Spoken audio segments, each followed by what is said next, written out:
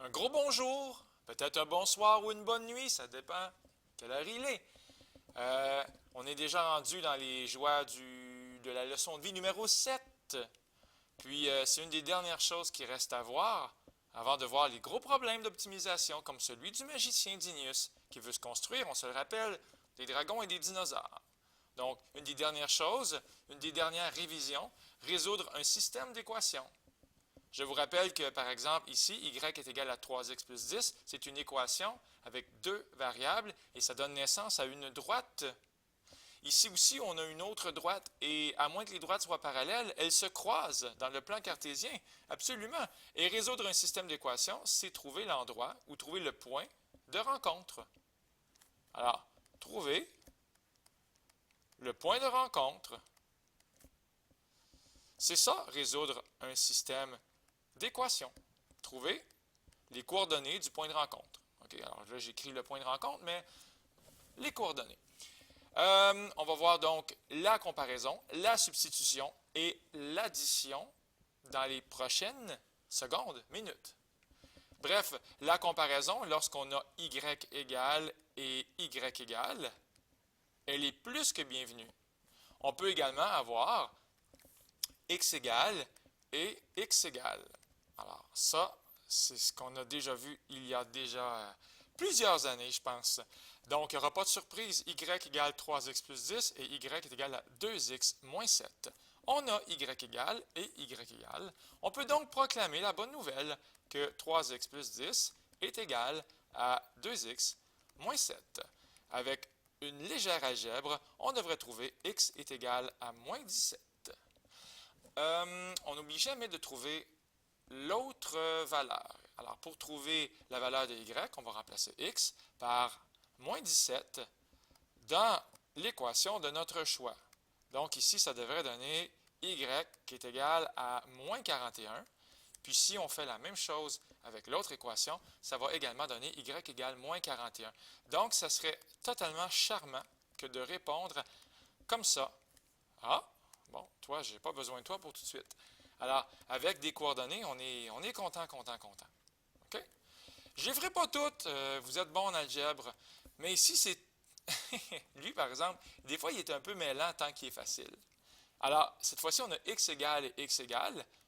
On va donc faire la comparaison. 5y égale 3y. Et là, habituellement, les élèves, ils sont un peu perdus. Et pourtant, il suffit de faire moins 3y de chaque côté. Pour avoir quoi? Pour avoir 2y égale 0, ou en divisant par 2, on va réaliser que y est égal à 0. Puis x aussi, ça vaut 0. Est-ce que ça vous renverse? Est-ce que vous êtes abasourdi? Écoutez, ça se peut que les droites se rencontrent au point 0, 0. C'est pas la fin du monde. Donc ici, le point de rencontre, le rendez-vous, là, c'est pas au parc, c'est pas au dépanneur du coin, mais c'est au point 0, 0. Bon, j'ai dit qu'on allait voir trois façons.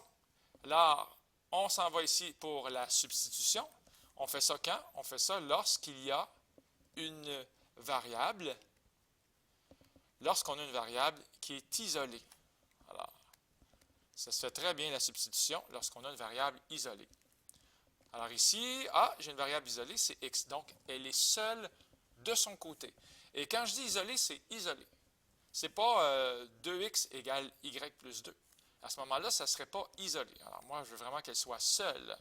Alors ce qu'on va faire, c'est que, étant donné que la variable isolée, elle est dans cette équation-là, on va aller l'encercler ou la repérer. Donc, encercler, je vais finir par l'écrire presque correctement. Je pense que je vais me reprendre ici. Donc, encercler ou repérer, voilà, encercler la variable isolée. Ça a été très difficile. Donc, encercler la variable isolée. Puis ce qu'on va faire ensuite, avec la méthode de la substitution, c'est que dans l'autre équation, on va aller remplacer cette même variable isolée-là. Donc ici, dans l'autre équation,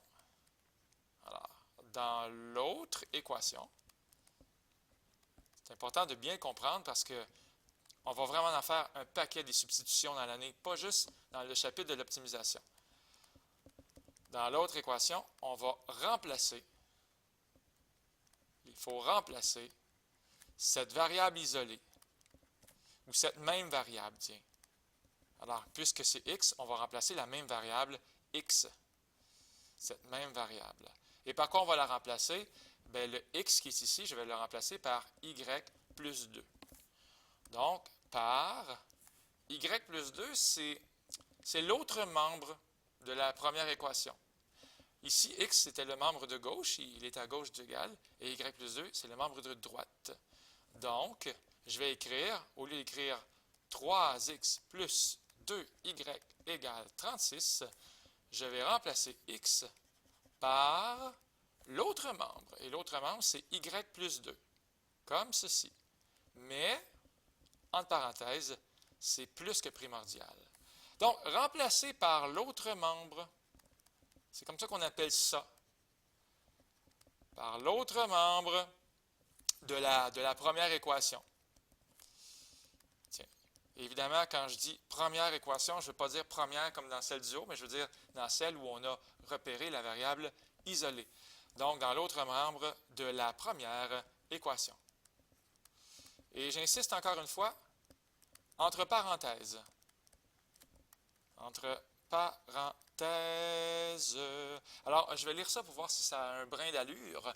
Encercler la variable isolée. Et dans l'autre équation, remplacer cette même variable par l'autre membre de la première équation, entre parenthèses. Ça semble pas si mal. Donc, rapidement, on réalise que x n'est plus là. Il a été assassiné. Ça va faire 3y plus 6, comme ceci. 3y plus 6, plus 2y égale 36. On devrait trouver 5y égale 30 et y égale 6. Donc, x va valoir 8. Et ça devrait être la réponse. On vérifie, hein? 3x comme dans 3 fois 8, ça fait 24. 2 fois 6, 12. 24 plus 12 égale 36, c'est vrai. Et c'est vrai partout, on est content. Donc, les deux droites passent par le point de rencontre 8, 6. Youpi! Donc, ici, vous avez des exercices de substitution. Amusez-vous. L'addition-réduction. Ben ça ici, ça se fait très bien. Hein? Regardez ici, lorsqu'on additionne. Il y a des profs qui appellent ça aussi la soustraction ou la réduction. Moi, j'aime beaucoup dire l'addition. On additionne des lignes. Oui, 3x plus 3x, ça fait 6x. Et moins 2y plus 2y, ben, il n'en reste plus d'y. Ils se sont réduits, ils se sont assassinés. Donc, quand on a le même coefficient, mais de signe opposé, ici le coefficient c'est moins 2, et ici le coefficient c'est plus 2, ça s'annule. On n'oublie pas d'additionner aussi ce que de l'autre côté. Les membres de droite, 36 et 0, ça fait 36. Finalement, on va trouver x est égal à 6. Puis, on devrait trouver que y, je vais très vite là, mais je pense que y, ça va donner 9. Okay? Je fais ça de façon très rapide. Voilà, y est égal à 9. Tiens, en bleu. Donc, x vaut 6 et y vaut 9. Et est-ce que ça fonctionne? 9 ou moins 9? Voilà, ça a plus d'allure. Moins 9. Donc, 3 fois 6, 18, moins 2 fois moins 9, ce qui va donner 36. Bon, ça fonctionne vraiment. Alors la réponse, c'est le point de rencontre 6 moins 9. Alors, dans le fond, l'addition, c'est lorsqu'on a les termes variables d'un côté. Alors ici, j'ai les termes variables, puis les termes constants de l'autre. Ce n'est pas toujours le cas, mais c'est ce que j'ai le goût d'écrire sur la ligne. Habituellement, ça se fait assez bien. Donc, les termes variables, comme ceci, les termes variables d'un côté,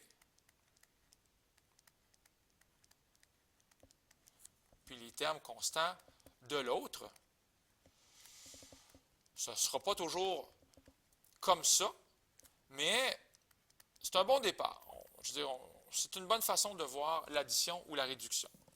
Sur ce, vous l'avez tous vu en secondaire 4, j'espère. En tout cas, parfois, il suffit d'additionner. Hein? Il suffit d'additionner, comme ça, les lignes. Et là, j'ai écrit ou presque, hein, parce que des fois, il faut multiplier. Ouais, parfois, il faut multiplier une ligne avant d'additionner. Donc, parfois, il faut multiplier une ligne avant d'additionner. Ici, si je fais juste additionner, ça va faire 2x plus 4x, ça va faire 6x. Et ici, on va avoir 7y. Et c'est très triste parce qu'il va rester encore les x et les y. Nous, ce qu'on veut, c'est qu'il y ait une variable qui meurt. Comme ici, y, il a été assassiné. Donc, on pourrait ici multiplier cette ligne-là par moins 2. Donc, j'ai écrit fois moins 2. Ça va faire moins 4x. Et là, déjà, on est content parce qu'on comprend que le moins 4x va s'autodétruire avec le 4x qui est en dessous. Donc, moins 4x, 2y fois moins 2, ça fait moins 4y. Ici, ça fait moins 72. Donc, c'est important, ici. Et l'autre ligne, je ne la touche pas, je la laisse telle qu'elle. Voilà, on est content. Là, on peut additionner. On peut changer de couleur aussi. Ça va faire 0x. Ici, ça va faire 1y égale moins 52. Alors, on a trouvé la valeur de y pour les coordonnées du point de rencontre. Bien, si on a trouvé que y valait moins 52, on peut remplacer y par moins 52 dans n'importe quelle des équations. Alors là, je pars à la recherche de x, ce qui va faire plus moins 104 égale 36. On va trouver finalement x qui est égal à, je réfléchis vite là, mais je pense que ça va donner 70. Voilà, ce sont les coordonnées du point de rencontre. OK, bien. Puis, attention les amis, parfois il faut multiplier aussi les deux lignes. Alors, parfois, c'est intelligent de multiplier les deux lignes avant d'additionner. Oh oui, absolument. 2 fois quoi donne 3, 3 fois quoi donne 2, ou on peut essayer de détruire les y, 3 fois quoi donne 4. C'est pas évident. Donc, habituellement, ce qu'on peut faire, c'est prendre 2, 3. Donc, on prend les coefficients du terme en x. Puis, étant donné que c'est 2, 3, bien, moi, je vais multiplier ici par 3, puis ici, je vais multiplier par 2. En fait, par moins 2, parce que je veux qu'il y en a un qui soit négatif. Donc là, ça devrait parfaitement s'aligner pour une destruction. 2x fois 3, ça fait 6x. On continue, plus 9y égale 0. Et de l'autre côté, 3x fois moins 2, ce qui va faire moins 6x, moins 8y, égale moins 20. Et voilà. Alors là, ce qui va se passer, c'est que les x vont s'autodétruire. Il va rester y égale moins 20. Puis je pense que x, ça devrait donner 30. Bon. Ça a-tu l'allure, ça? Ça a vraiment de l'allure. Je suis très content. Donc, en gros, c'est ça. Donc, on a vu la méthode de la comparaison, de la substitution et de l'addition. Vous avez des beaux défis ici, et vraiment pour adultes seulement. Je vous recommande chaleureusement d'essayer ça ici. Ça, c'est charmant. Alors, je vais le commencer un peu avec vous, mais ça va être à vous de le finir après. Ça va être un défi fraction. Le but, c'est de prendre le moins possible la calculatrice. Alors, 2 tiers, puis ici, on a comme une fraction algébrique. Donc, on pourrait faire 2 fois 5, 10, puis 3 fois ce qui est en haut ici de la première partie, ce qui ferait moins 9x, moins 12y égale 10. C'est déjà moins pire. Il y a comme plus de fractions. On est déjà rassuré. Puis ici, je pourrais faire fois 17, fois 17, fois 17. Ce qui va faire 12x moins 17y égale moins 51. C'est bien, hein? Et là, si vous voyez correctement, on pourrait s'en sortir ici en faisant fois 4 et ici fois 3. Parce que moins 9 fois 4, ce qui va donner moins 36x, moins 12y fois 4, moins 48y, égale 40. Et ici, 12x fois 3, ce qui va donner 36x. Et déjà, on voit que ça va s'autodétruire. On est fou comme un balai. Moins 17y fois 3, ça fait moins 51y. Et ici, on va avoir moins 153. On peut déjà additionner et on va obtenir moins 99y est égal à moins 113. Finalement, y est égal à 113 sur 99. Bien, ici, vous avez déjà un morceau de fait. Alors, je vais cesser la vidéo maintenant, puis je vous invite à partir à la guerre pour trouver x. OK? La réponse, faites pause là, parce que je vous donne la réponse maintenant. Je l'ai écrite ici, c'est moins 782 sur 297. Alors, encore une fois, on va l'écrire correctement. Moins 782 sur 297. Si vous avez ça, vous êtes des champions. Alors, je vous salue. J'espère que ça vous a aidé.